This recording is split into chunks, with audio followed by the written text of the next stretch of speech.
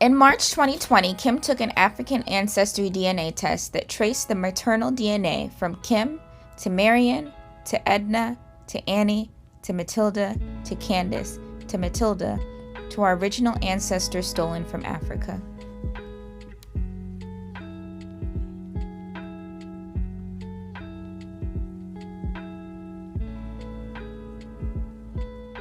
The results came in that we come from the Yoruba tribe living in Nigeria.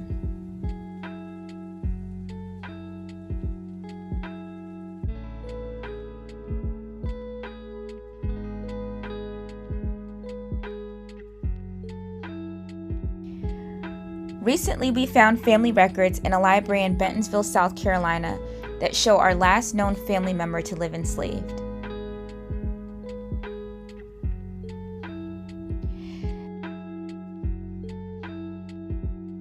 This is the front cover of the book in which our family records were documented. It was written in 1900 and donated to the library in 1953. The first Matilda was originally owned by Giles Newton. It's likely that Giles also owned Matilda's mother, but she could have also been purchased as a little girl. When Giles passed away, he deeded Matilda to his son, younger Newton Sr. And then younger Newton Sr. deeded Matilda to his son, younger Newton Jr. on July 4th, 1846. The original Matilda likely worked in or around this house. Younger Jr. and his grandfather Giles Sr. built it in 1790. The original house was 4 rooms and had an 8-foot hallway front to back. It's located on Newton Road in McCall, South Carolina, near the Newton Cemetery. The close-up picture is the original hand-cut wood framing, and the post is the original hitching post for horses. When Matilda left here, she and her husband Jesse moved to North Carolina, Tennessee, and possibly Alabama. We're still working on locating the birth dates and offspring of Candace's siblings. Matilda, her husband Jesse, and her children, Henry, Frank, Candace, Rayford, Perry, and Hiram, were freed in 1865, and they all took the Newton last name. The original Matilda was described as being honorable, honest, and faithful.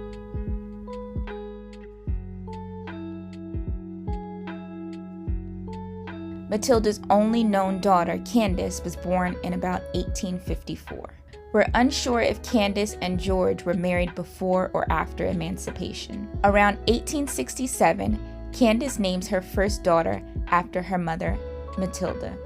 This Matilda will eventually grow up to be Matilda Drake.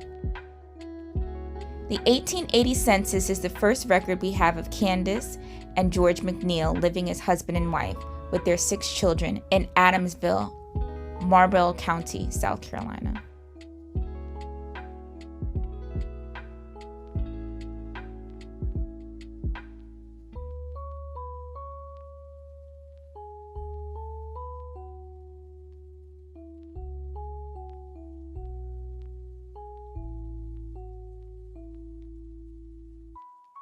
The eldest children, Matilda, age 14, and her brother Jeffrey, age 10, worked in the field with their parents, Candace and George.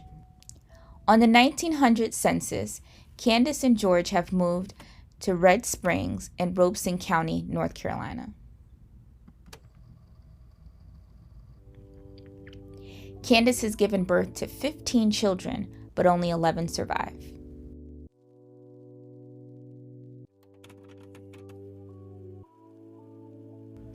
By the 1900 census, Matilda has married and moved out.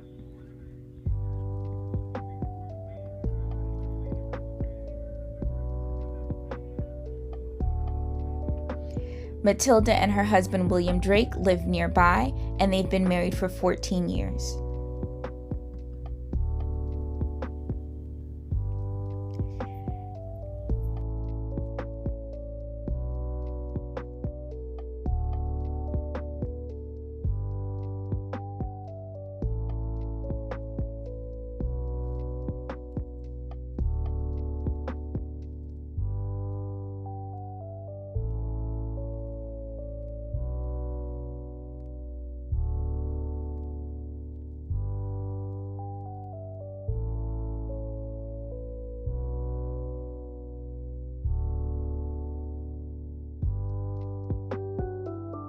It's really interesting that Matilda is listed as the homeowner in Robeson, North Carolina.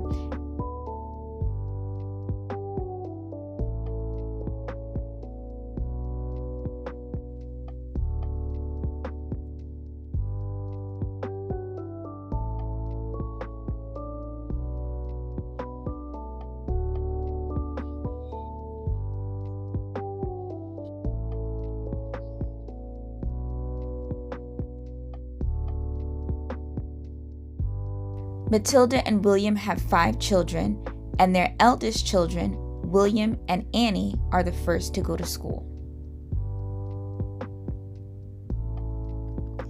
This is the same Annie that will later grow up to be Annie Curtis, and she's about 10 years old on the 1900 census.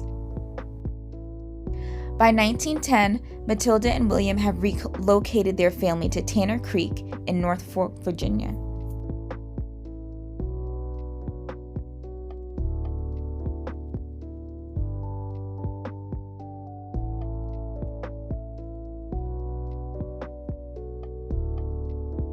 William Drake is now listed as the homeowner.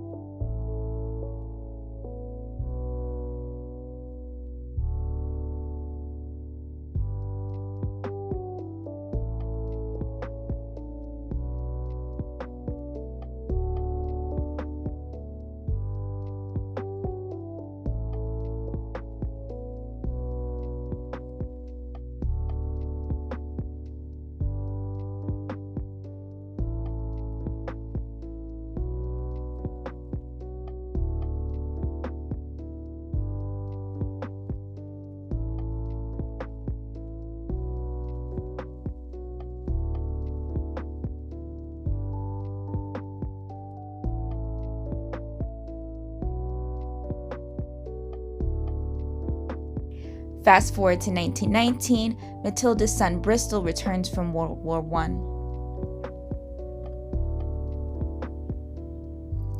Matilda is living at 1145 43rd Street in Norfolk when her son returns home from Germany.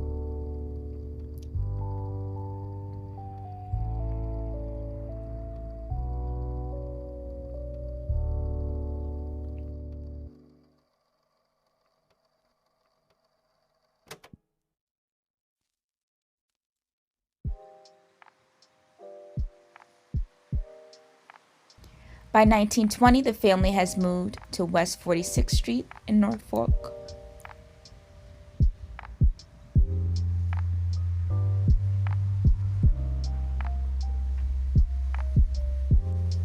And Matilda and William have divorced, and Matilda is not working according to this census record.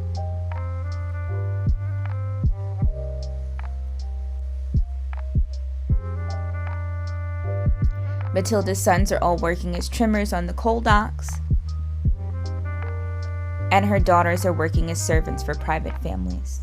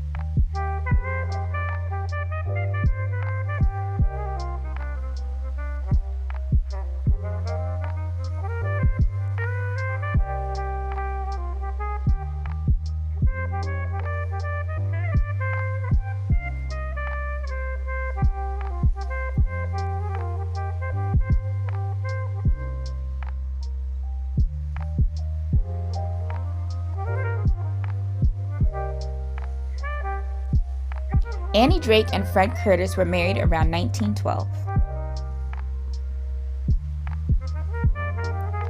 Their first son, Freddie Jr., is born in 1915.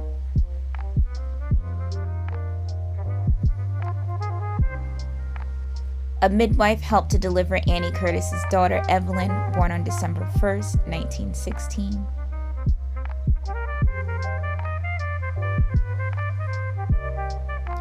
The next record we have is Raymond being born in 1918.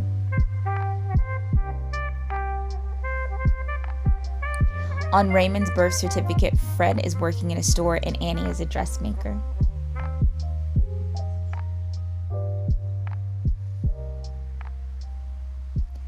Another interesting fact on the 1920 census is that Fred, Annie, and their 5 children are all listed as mulatto.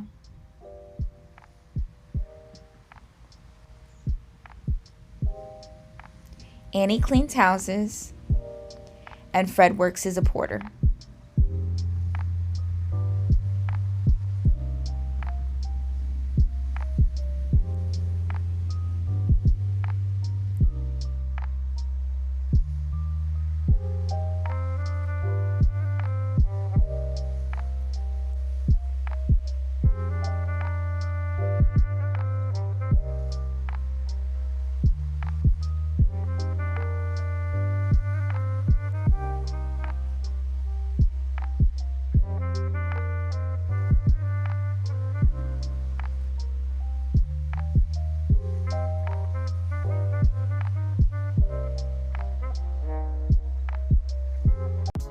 On November 17, 1924, Matilda Drake suffers a stroke.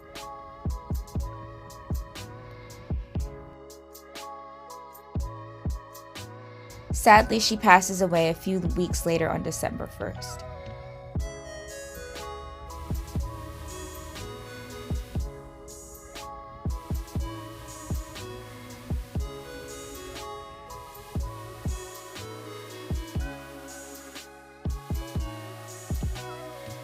In 1929, Candace and George's son Alex also suffers a stroke.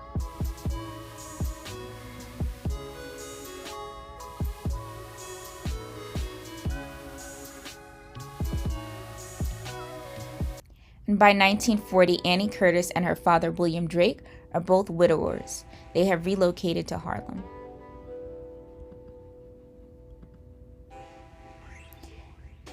They live at 195 Lenox Avenue in South Harlem.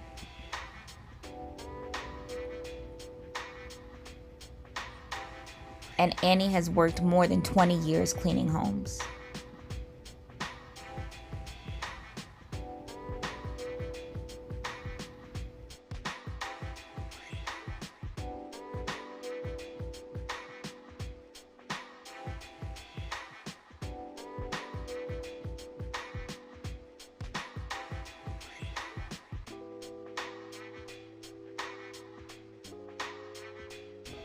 In 1941, Annie's son Robert registers for the World War II draft, and then his brother Raymond registers in 1943.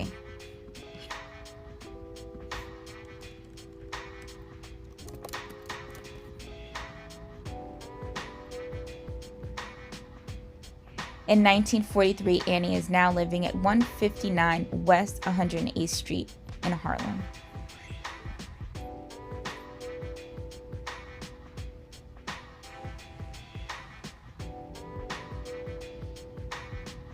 That same year, Candace and George's son Thomas Jefferson also suffers a stroke.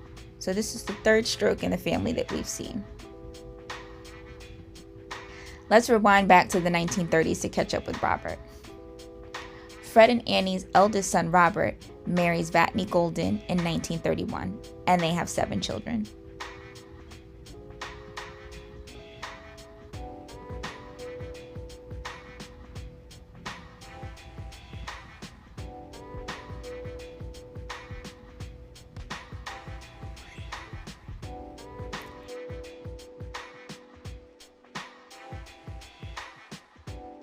Annie and Fred's eldest daughter, Edna, was born around 1913 in Virginia. Edna Curtis and Everett Hill are married sometime between 1930 and 1940.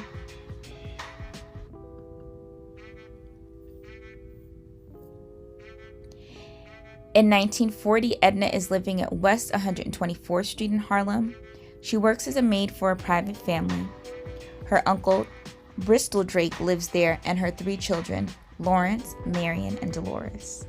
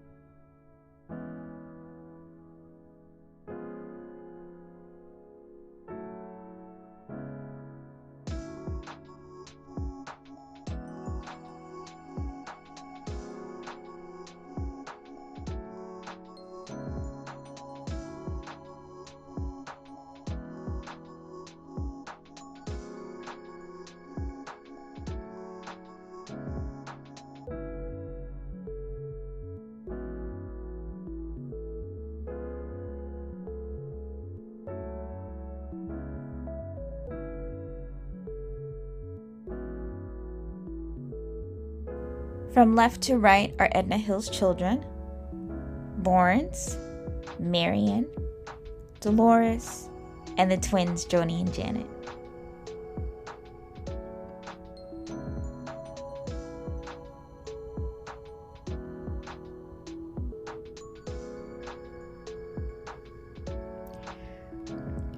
Fred Curtis Jr. was born June 17, 1915. I'm unsure if he married, but he did have 2 children, Mark Curtis and Adrian Curtis. Evelyn Curtis is next in line, and her children are Robert Copes and Dorothy Dottie Williams. And then we have Raymond that has 2 children, Rosalind and Cheryl. Lillian Curtis is the last of Fred and Annie's children, and she was born around 1920.